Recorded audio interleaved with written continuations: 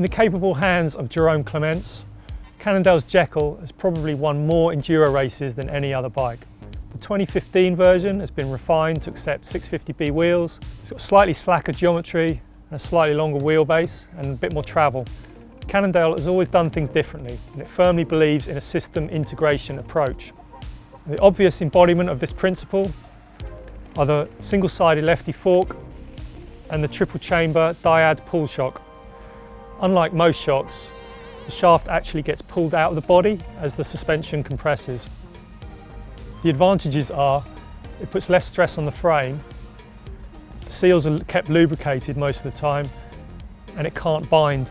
There are also 3 chambers, 2 positive and a negative.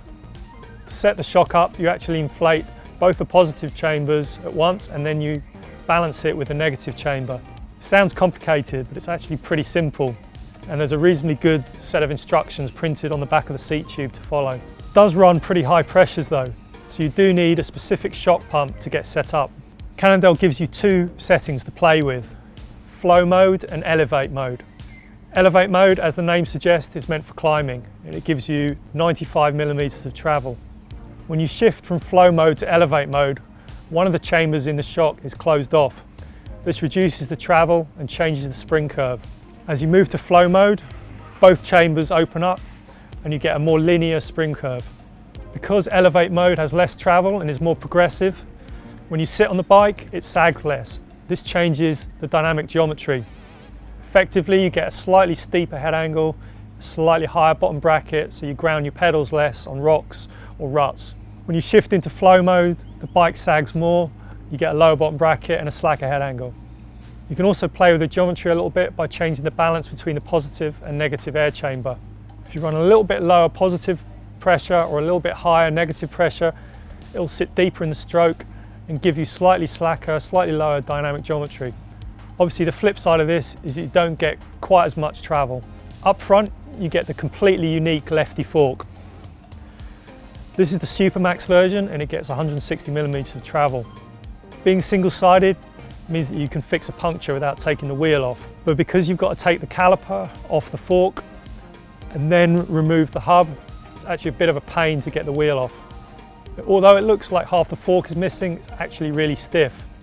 Inside, it's square, and the 4 packs of roller bearings means it can't twist at all. However, Cannondale have chosen to run quite a long offset. So the steering is a little bit unpredictable, it's a little bit floppy as you turn into corners.